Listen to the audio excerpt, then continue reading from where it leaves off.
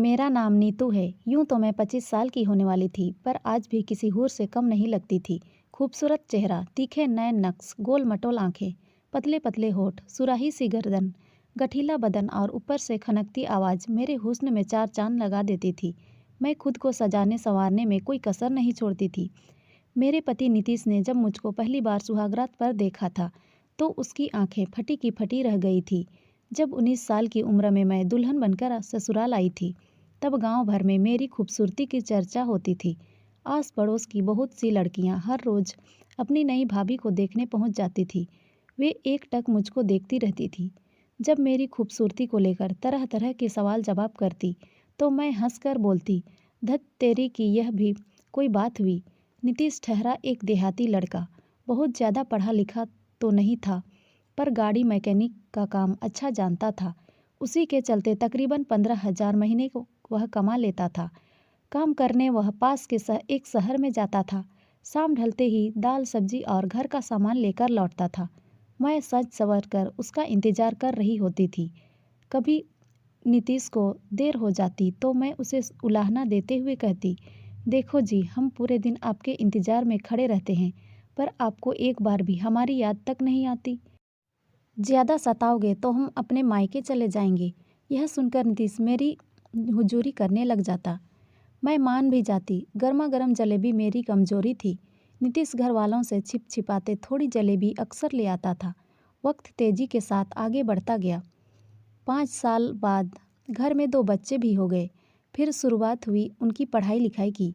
गांव में बहुत अच्छे स्कूल तो नहीं थे, इसीलिए मैंने नीतीश को शहर में जाकर रहने के लिए राजी कर लिया। शहर में आकर नीतीश पूरी तरह काम में लग गया। अब उसे पहले से ज़्यादा मेहनत करनी पड़ रही थी। किराए का घर, मोल तोल का सामान, बच्चों की फीस, ऊपर से गांव में माँ बाप के लिए भी कुछ न कुछ भेजने की चिंता हमेशा नीतीश को खाए रहती थी। वह ओवर टाइम भी करने लगा था। जिंदगी की भागदौड़ में नीतीश कमज़ोर होने लगा था। अब उसमें पहले जैसा जोश व ताजगी नहीं बची थी। वह खा पीकर रात में जल्दी सो जाता था। उसके पास मेरी तारीफ करने के लिए ना तो शब्द बचे थे और ना ही समय बचा था। उन्हीं दिनों नीतीश का दूर का रिश्ते का एक भाई अजीत काम की तलाश में उसके पास आ गया। वह एक कंपनी में नौकरी करने लगा। मेरे पास वाला ही कमरा किराए पर ले लिया। अजीत की ड्यूटी ज़्यादातर रात में ही होती थी। वह आधे दिन आराम करता और बाकी दिन अपने छोटे मोटे काम निपटा लेता। मुझसे उसकी पटरी खूब बैठती थी। खाली समय में हम दोनों हंसी मजाक करते। अजीत मेरी तारीफ में फूल बांधता तो मैं मुंह में आंचल भरकर हंस लेती थी। अजीत मेरी मस्त हंसी में कहीं खो जाता था। अजीत की अभी शादी नहीं हुई थी। वह मेरे चुलबुलेपन, रंग और मस्त अदाओं का दीवाना हो चला था। मैं भी उसे छेड़ने का कोई मौका नहीं जाने देती थी। एक दिन मैं अजीत से बोली थी, गांव कब जाओगे? क्यों, आपके लिए कुछ लाना है? हाँ, लाना तो है, एक देवरानी। अजीत इस पर कुछ शर्मा सा गया था। इधर बच्चों के स्कूल में छुट्टियां हो गई थी। मेरा भाई विजय शहर घूमने आया था। वापस जाते समय वह अपने साथ दोनों बच्चों को भी ले गया। नानी के घर के क्या कहने, जाना तो मैं भी चाहती थी, मगर नीतीश के ख्याल में मुझे रोक दिया था। उसके खाने पीने, कपड़े धोने की चिंता बनी हुई थी। नीतीश सुबह 8 बजे अपना खाना लेकर घर से निकल जाता था और देर शाम 9 बजे तक घर लौटता था। अजीत की रविवार को छुट्टी होती थी। एक दिन वह आराम से दोपहर के 2 बजे तक सोकर उठा। चाय बनाकर पी। बर्तनों की खटपट आवाज़ सुनकर मैंने पुकारा, अरे अजीत, थोड़ा आना तो।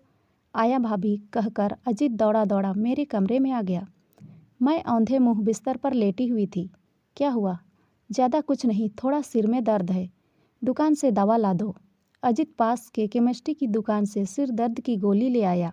अजीत ने मुझको गोली थमा दी और पानी का गिलास भी भर कर ले आया। अजीत, तुम कितना ख्याल रखते हो हमारा, मैंने चेहरे पर मुस्कान लाते हुए कहा। भाभी, आप कहो तो थोड़ा सिर भी दबा दूं? अजीत ने अपनेपन में कहा। मैंने हाँ में गर्दन हिला दी। अजीत मेरे सिरहाने पर एक कुर्सी पर बैठ गया। उसकी जादुई उंगलियां मेरे माथे पर थिरकने लगी। दवा के असर और अजीत की सेवा से मेरे माथे का दर्द तो बंद हो गया, मगर बदन में एक झुरझुरी सी दौड़ गई। अब एक अजीब का खिंचाव मेरे मन में आ गया था। मैं बड़ी मुश्किल से खुद को रोक पा रही थी। मैंने बंद आंखों से ही कहा, ठीक है अजित, तुम्हारा शुक्रिया। अरे शुक्रिया कैसा भाभी, अपने ही तो काम आएंगे। जब से यहाँ आया हूँ मेरे सिर में आज तक किसी ने मालिश नहीं की है। आप कर सकती हो क्या? मैं सोच में पड़ गई कि आखिर आज अजित चाहता क्या है। बड़ी मुश्किल से मैं खुद को रोक पाई थी। फिर आग पानी का मिलन क्या करेगा, मना भी नहीं कर सकती। मैंने खुद को वक्त के हवाले कर दिया। मेरी पतली लंबी उंगली अजित के सिर में हलचल मचा रही थी। वह धीरे धीरे सूध-बूध खो रहा था। उसने मेरी गोल मटोल हथेली को पकड़कर चूम लिया। मैंने अपना हाथ खींचते हुए कहा, यह क्या है अजित? यह मेरा शुक्रिया है भाभी, मैंने रोमांटिक होते हुए कहा। बस इतना सा शुक्रिया? अजित ने मुझको अपने सामने की ओर खींच लिया और मुझको अपनी बाहों में भर लिया। धीरे धीरे हम दोनों एक दूसरे के समा गए। फिर हम दोनों एक दूसरे से अलग हुए और एक दूसरे को देखकर मुस्कुराते हुए बैठ गए। आज मैं बहुत खुश थी। अजित वापस अपने कमरे में चला गया। अब तो यह सिलसिला रोज चलने लगा। नीतीश सुबह काम पर चला जाता, फिर हम दोनों एक दूसरे के साथ खूब मज़े करते। अजित का प्यार पाकर मैं अब संतुष्ट थी। 1 साल बाद अजित के घर वालों ने उसकी शादी करा दी और वह शहर छोड़कर चला गया और अपना गृहस्थ जीवन में व्यस्त हो गया। धीरे धीरे मैं भी अजित को भुलाकर एक नई ज़िंदगी की शुरुआत करने लगी। तो दोस्तों, ये कहानी आपको कैसी लगी कमेंट में ज़रूर बताएं और अच्छी लगी हो तो लाइक शेयर और सब्सक्राइब ज़रूर करें। धन्यवाद।